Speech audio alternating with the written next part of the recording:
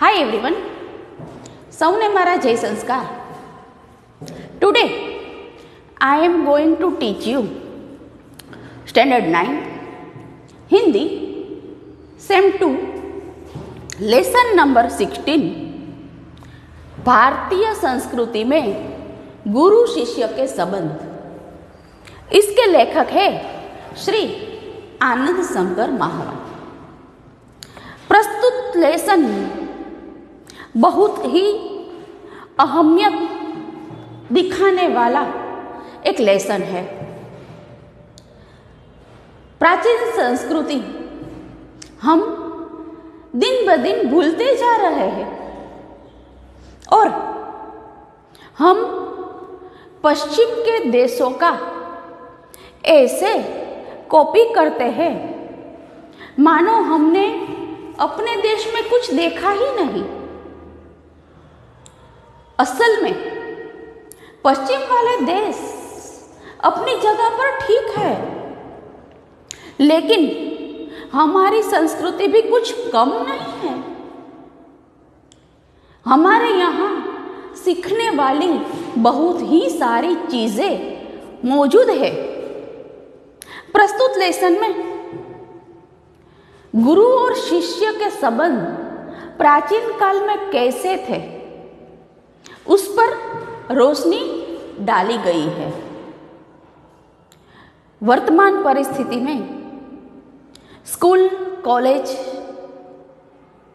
होते हैं, लेकिन पहले के जमाने में कोई भी विद्यार्थी 6 या 7 साल की आयु में अपने गुरु के आश्रम में जाकर रहते थे. वहीं वो विद्याभ्यास प्राप्त करते थे और कई सारी चीजें वहाँ सीखते थे. केवल विद्या अभ्यास नहीं, साथ में व्यवसाय लक्षी चीजें भी गुरुदेव सिखाते हैं. गुरु के आश्रम में कोई भी ऊंच नीच का भेद नहीं रहता था और गुरु और गुरु माता के बताए हुए सभी कार्य विद्यार्थी को, शिष्य को करने होते हैं. कोई शिष्य ऐसा नहीं कह सकता कि मैं राजा का बेटा हूं, मैं वजीर का बेटा हूं, मैं व्यापारी का बेटा हूं. कोई ऊंच नीच के भेदभाव से रहित पहले के जमाने में पाठशालाएं होती थी. कोई भी त्योहार हो, कोई भी वार हो, शिष्य को घर वापस नहीं आने को मिलता था. गुरु जी को ऐसा लगे कि ये शिष्य अच्छी तरह से सब कुछ सीख गया है, सब कुछ समझ गया है, तभी जाकर वो अपने शिष्य को अपने घर लौटने की अनुमति देते. एक बार ऐसा भी हुआ कि एक बालक गुरुजी के यहाँ विद्याभ्यास के लिए जाता है और कम भाग्य से वो कुछ सीख नहीं पा रहा है. गुरुजी उसे जो भी समझाए वो अच्छे से वो ग्रहण नहीं कर सकता. ये गुरु और शिष्य दोनों की मजबूरी थी. ऐसा नहीं था कि शिष्य पढ़ना नहीं चाहता था, ऐसा भी नहीं था कि गुरु अच्छे से पढ़ाना नहीं चाहते थे, लेकिन दोनों की कम नसीबी से शिष्य कुछ भी सीखा नहीं. एक दिन गुरु शिष्य को बताते हैं कि मैंने ढेरों सारी कोशिशें की, लेकिन तुम कुछ समझ नहीं पाए, कुछ सीख नहीं पाए. इससे अच्छा तुम्हारे माता पिता को ऐसा लगे कि मैं गुरु होने का जिम्मा अच्छे से नहीं निभा सका, तुम अपने घर जाओ और कोई दूसरा गुरु ढूंढ लो. विद्यार्थी निराश होकर गुरु जी की चरण स्पर्श लेकर चलता है और रास्ते में वो पानी पीने के लिए ठहरता है। कई सारी पनिहारियां कुएं की जगत पर से पानी निकाल रही है। शिष्य देखता है कि कुएं की जगत पर एक रस्सी के आकार का कापा पड़ गया है। वहीं से ही रस्सी कुएं में जाती और ऊपर आती, कुएं में जाती और ऊपर आती। तभी उसके मन में एक दृढ़ संकल्प आ जाता है कि यदि कुएं की जगत पत्थर की बनी हुई है और रस्सी इसके मुताबिक बहुत ही नरम पदार्थ है, लेकिन एक ही जगह पर बार बार आने जाने से पत्थर पर लकीर बन सकती है, तो हमारे दिमाग में क्यों नहीं बन सकती। वो दृढ़ निश्चय के साथ गुरुजी के पास वापस पहुंचता है। गुरुजी को सब बताता है कि रास्ते में मैंने ऐसा देखा, मैं अपने घर पर पहुंचा ही नहीं। और गुरुजी उसे वापस स्वीकृति कर लेते हैं और दूसरे दिन से प्रायः उसकी शैक्षणिक अवस्था का प्रारंभ होता है। अब दुगनी रफ्तार से ये शिष्य आगे बढ़ता है। जो कुछ भी गुरुदेव सिखाते वो अच्छे से समझता और बारी बारी उसे अपने मन में रिपीट करता, पुनरावर्तित करता। इस कारण ऐसा हुआ कि वो अच्छे से सब कुछ सीखने और समझने लग गया।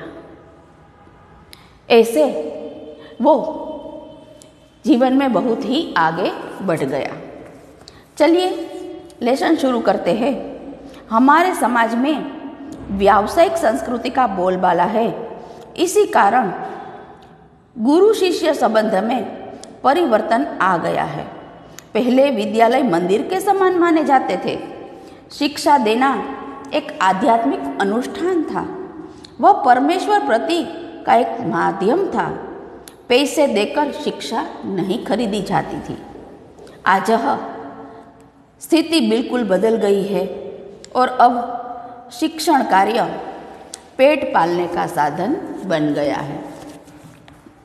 पहले के ज़माने में किसी और को पढ़ाना, उसे शिक्षा देना एक आध्यात्मिक रूप से देखा जाता था। पैसे का मेल जोल उसमें नहीं रहता था और गुरु स्वयं मानते हैं कि समाज के प्रति जो ऋण है वो अदा करने का ये बेस्ट मौका है और मोक्ष पाने की, परवरदिगार से मिलने की ये अनोखी तक है कि किसी और को हम पढ़ा लिखा सके, किसी और को हम समझदार बना सके। शिक्षण है, जो शिक्षा है वो हमारे तीसरी आंख है। शिक्षा लेने से हमारी बुद्धि का विकास होता है, हमारी बुद्धि खिलती है, हमारी बुद्धि, हमारी विवेक बुद्धि सही और गलत के बीच के भेद को अच्छे से पहचान पाती है। जो लोग दो आंखों से नहीं देख पाते वो पढ़ा लिखा इंसान तीसरी आंख यानी कि अपनी बुद्धि, अपनी शिक्षा से देख लेता है। उसमें एक प्रकार की दूरंदेशी आ जाती है। इसीलिए अनिवार्य है कि हर एक व्यक्ति को शिक्षा मिलनी ही चाहिए। पुराने जमाने की बात अलग है। कन्याओं को ज़्यादा घर से बाहर निकलने की अनुमति नहीं थी। उसको घर में चार दीवारी के बीच बांधकर रखा जाता था। बांधकर यानी हाथ पैर नहीं, लेकिन बहुत ही सारे उस पर डिस्टिक्शन लगाए हुए थे। अब कन्याओं भी घर से बाहर निकलती है और अपनी शिक्षा लेती है। शिक्षा लेना उसका जन्मसिद्ध अधिकार है और आगे चलकर वो अपने जीवन में अपने पैरों पर खड़ी रहती है और अपना जीवन सफल बनाती है। पहले की बात कुछ अलग थी। आज शिक्षा है वो एक व्यवसाय बन चुकी है, जिसे भारतीय संस्कृति कहा जाना चाहिए। वो आज भारतीय मानसिक स्थिति से क्रियाशील ही नहीं है। आज एक प्रकार की अव्यवस्थित व्यवसायी संस्कृति व्यक्त है, जिसकी जड़ शायद यूरोप में जाती है। भारतीयों को सार्वजनिक व्यवहार में गुरु शिष्य संबंध का परिवर्तन हो गया है। यहाँ गुरु वेतन भोगी नहीं होते और न शिष्य को शुल्क देना पड़ता। पैसे देकर विद्या खरीदने का यह क्रय विक्रय पद्धति निसंदेह उस भारतीय मिट्टी की उपज नहीं है। मैंने आपको लेसन के पहले में से ही बता दिया कि पश्चिम यूरोप में से हम कुछ अच्छी बातें ले सकते हैं, उसे अपना सकते हैं, लेकिन ऐसा नहीं है कि हमारे यहाँ कुछ सीखने समझने लायक है ही नहीं। वास्तव में हमारी संस्कृति सारी दुनिया में से दी बेस्ट संस्कृति है। यहाँ लेखक इस बात का उल्लेख करते हैं कि शायद इसकी जड़ें यूरोप में से है, यानी कि जो आज की प्रवर्तमान शिक्षा पद्धति है वो शायद पश्चिम की देशों की देन है। शिक्षणालय एक प्रकार के आश्रम अथवा मंदिर के समान थे। उस समय की बात दोहराते लेखक कहते हैं कि उस समय विद्यालय या आश्रम एक मंदिर जैसे पवित्र होते थे।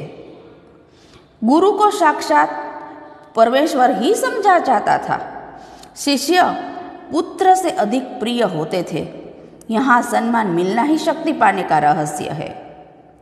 प्राचीन काल में गुरु की शिक्षा दान क्रिया उसका आध्यात्मिक अनुष्ठान थी। परमेश्वर प्राप्ति उनका एक माध्यम था और आज ये पेट पालने का जरिया बन गई है। पहले के जमाने में गुरु को साक्षात परमेश्वर माना जाता था और सामने गुरु भी अपने शिष्यों को अपने पुत्र से भी अधिक प्यार करते थे। श्री कृष्ण और सुदामा दोनों ही सांदीपनी आश्रम में रहकर ही बड़े हुए, विद्या अभ्यास प्राप्त किया और अच्छे मित्र बन पाए। आज सुदामा जी कृष्ण के बहुत ही निकटतम मित्र माने जाते हैं। मित्रता के कारण ऊंच नीच के भेद न होने के कारण सुदामा की सारी विटंबनाएं भगवान श्री कृष्ण ने मिटा दी। देखो, ये आश्रम नहीं होते तो सुदामा और श्री कृष्ण मिलते कैसे? एक राजाधिराज, एक गरीब ब्राह्मण, लेकिन दोस्ती का रिश्ता सब रिश्तों से अनमोल होता है। उसमें ऊंच नीच, गरीब अमीर का भेद नहीं होता। तभी सुदामा जी का जीवन प्रभु ने पलट दिया और वो भी सुदामा को पता चलने बिना। सुदामा कुछ मांग नहीं सके अपने मित्र से, और मित्र कैसा होना चाहिए कि बिना बताए ही अपने मित्र की समस्या को पहचान ले, उसे दूर करे, उसे दूर करने का प्रयत्न करे। उस जमाने में ऐसे मित्र हुआ करते थे। प्रारंभ में विवेकानंद को भारत के महत्वपूर्ण स्थान प्राप्त नहीं हुआ था। जब उन्होंने अमेरिकन नाम कमा लिया तो भारतवासी दौड़े विलाए लेकर स्वागत करने। शिकागो में एक धर्म परिषद का आयोजन किया गया था। सभी देशवासी एक प्रतिनिधि को भेजते थे और अपनी संस्कृति के बारे में दुनिया को बताते थे। यह माध्यम यहीं से शुरू होता है। सभी लोग गए। स्वामी विवेकानंद साधु के वेश में भगवे कपड़े में सज गए। उसकी प्रतिमा ही बहुत ही अलौकिक थी। सभी ने अपना वक्तव्य शुरू करने से पहले बोला, लेडीज एंड जेंटलमैन, लेकिन सिर्फ स्वामी विवेकानंद जी बोले कि देवियों और सज्जनों, सज्जनों और सन्नारियों, ऐसी हमारी ये भारतीय संस्कृति है। हमारी संस्कृति में इतनी अपूर्व चीजों की भी पड़ी थी भी क्या? यहाँ तो लोगों को अपनी खूबसूरती नजर नहीं आती, मगर पराये को सौंदर्य को देखकर मोहित हो जाते हैं। जिस देश में ज्ञान पाने के लिए मैक्स मुलर ने जीवन भर प्रार्थना की, उस देश के निवासी आज जर्मन और विलायत जाना स्वर्ग जैसा अनुभव करते हैं। ऐसे लोगों को प्राचीन गुरु शिष्य की महिमा सुनाना गधे को गणित सिखाना जैसा व्यर्थ है। सही बात है, हमें हमारे पास जो चीज है उसका मूल्य करना चाहिए। उसका हमें मूल्य न करना उस चीज का अपमान होता है। लोग को बाहर की चीजें ज्यादातर पसंद होती है और अपने यहाँ सरलता से मिली चीजों का उसे कोई ज्ञान या मूल्य नहीं होता। ये लेसन में लेखक कटाक्ष भी करते हैं कि ये तो गधे को गणित सिखाने जैसी बात हो गई। गधा यानी मूर्ख। मूर्ख कभी कुछ सोच समझ नहीं पाता, इसलिए यहाँ लेखक का कटाक्ष है। लेखक का मर्म है कि हमें हमारी संस्कृति को बनाए रखनी है, पकड़ने रखनी है। कोई चीज बाहर की अच्छी लगे उसे आवकारिए, नो डाउट अच्छी है तो उसे अपनाइए, लेकिन अपनी चीजें भूलना चाहिए, उसकी अवहेलना मत कीजिए। यही सच्ची और अच्छी शिक्षा है। एक सुप्रसिद्ध भारतीय पहलवान गामा मुंबई गए। उन्होंने विश्व के सारे पहलवानों की कुश्ती को चैलेंज दिया। अखबारों में यह समाचार प्रसिद्ध हो गए कि एक पारसी पत्रकार ने उत्सुकतावश उसके निकट पहुंचकर उसे पूछा, साहब, विश्व में किसी की पहलवान से लड़ने के लिए आप तैयार हैं? तो मैं आप अपने अमुक शिष्य के ही पूछा कि यहाँ लड़कर आप विजय दिखा जा पाओगे? गामा आजकल के शिक्षा क्रम में रंगे नहीं थे, इसलिए उन्होंने शब्दों से हैरान कर दिया। आंखें फाड़कर उस पत्रकार का चेहरा ताकते रह गए। बाद में धीरे से कहा, भाई साहब, मैं हिंदुस्तानी हूँ और हमारा अपना एक निजी रहन सहन है, शायद आप इससे परिचित नहीं हो। जिस लड़के का नाम आपने दिया कि उससे आप कुश्ती लड़ोगे, वो मेरे पसीने की कमाई, मेरा खून और मेरे बेटे से कि अधिक प्यार करता है और मुझे उसमें और मेरे बेटे में कुछ फर्क नहीं है। मैं लड़ा या वह लड़ा, दोनों बराबर ही है। हमारी इस परंपरा को आप समझने की चेष्टा कीजिए। हम लोगों को वंश परंपरा से शिष्य परंपरा अधिक प्रिय है। ख्याति और प्रभाव में हम सदा यह चलते हैं कि हमें अपने शिष्य से क्रम प्रभावी रहे, यानी हम नहीं चाहेंगे कि संसार में जितना नाम मैंने कमाया उससे कहीं अधिक मेरे पिता कमाए। मुझे लगता है कि आप हिंदुस्तानी नहीं हैं। गुरु को अपना शिष्य जीते, अपना शिष्य सफल हो, इसमें ज्यादा इंटरेस्ट रहता है। गुरु को, एक सच्चे गुरु को वंश परंपरा से भी अधिक शिष्य परंपरा प्रिय है।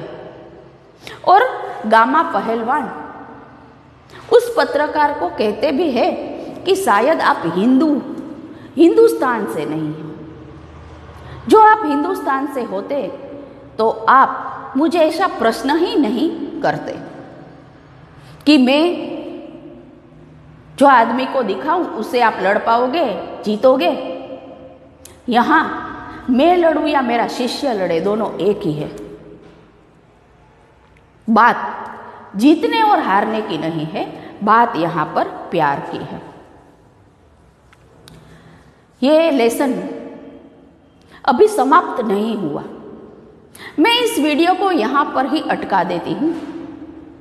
हम मिलेंगे इसके बाद के वीडियो में और ये पाठ का, ये लेसन का अच्छे से विवरण करेंगे। ये वीडियो यहीं पे अटक जाता है। मिलते हैं इसके नेक्स्ट वीडियो में। तब तक सबको मेरे जय द्वारकाधीश।